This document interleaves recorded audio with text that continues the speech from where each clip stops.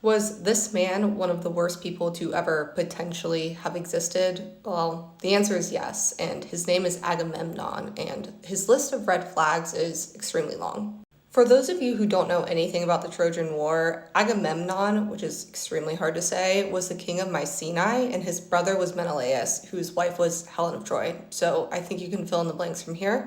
One of the first horrifying things about this man was when he first met his future wife, Clytemnestra, which is also really hard to say. She was already married with a child.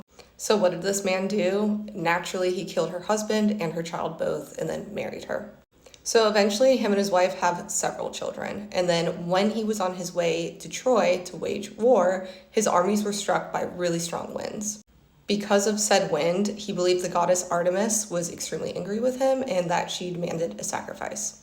So what do you think he did? He tricked his daughter, Iphigenia, that she was marrying Achilles, which is like the ancient Greek equivalent of Joe Burrow, and then sacrificed her. Now we're in the midst of the Trojan War, and him and his armies sacked a town that was allied with Troy. He took the daughter of a priest of Apollo named Chryses as his war prize. Now, it isn't explicitly stated in the Iliad that this relationship was non-consensual, but given the circumstances and just the kind of person he is, we can assume it was not.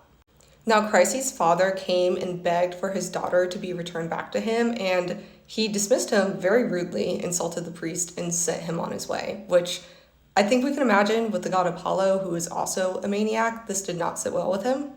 So Apollo sent a plague onto Agamemnon's armies, and this eventually forced him to give Chryses back to her father.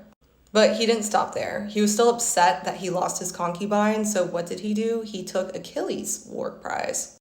Now this naturally pissed Achilles off, and he withdrew from battle and almost doomed the Greek cause.